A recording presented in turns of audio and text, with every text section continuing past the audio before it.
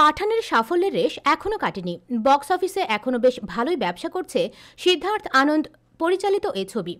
এর মাঝেই মুক্তি পেতে যাচ্ছে পরিচালকের পরবর্তী ছবি ফাইটার। অ্যাকশন ছবি পরিচালনায় সিদ্ধার্থ আনন্দের দক্ষতা নিয়ে প্রশংসা সর্বত্র। দর্শক ও বক্স অফিসের হাল হকিকত নাকি ভালোই বুঝতে পারেন পরিচালক। ওয়ারের পরে ফের ফাইটার ছবিতে ঋত্বিকের সঙ্গে জুটি বেঁধেছেন পরিচালক। ছবিতে ঋত্বিকের বিপরীতে রয়েছেন দীপিকা পাড়ুকোন।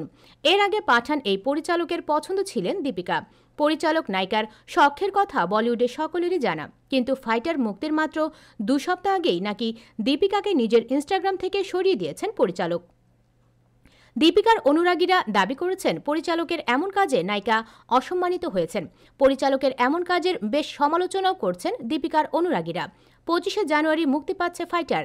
আগামী সপ্তাহে প্রকাশ্যে আসবে ছবির প্রথম প্রচার ঝলক। তার আগে নায়িকা পরিচালকের মনোমালিন্য। পরিচালকের ইনস্টাগ্রামে চোখ রাখলে দেখা যাবে মাত্র 20 জনকে অনুসরণ করেন তিনি, যার মধ্যে শাহরুখ খান, ঋতিক রোশন, বিপাশা বসু থেকে একেবারে হাতে গোনা কজন। কিন্তু সেই তালিকা থেকে বাদ এবার দীপিকা। কিন্তু আচমকা কি এমন হলো তাদের যে এমন সিদ্ধান্ত সিদ্ধার্থের?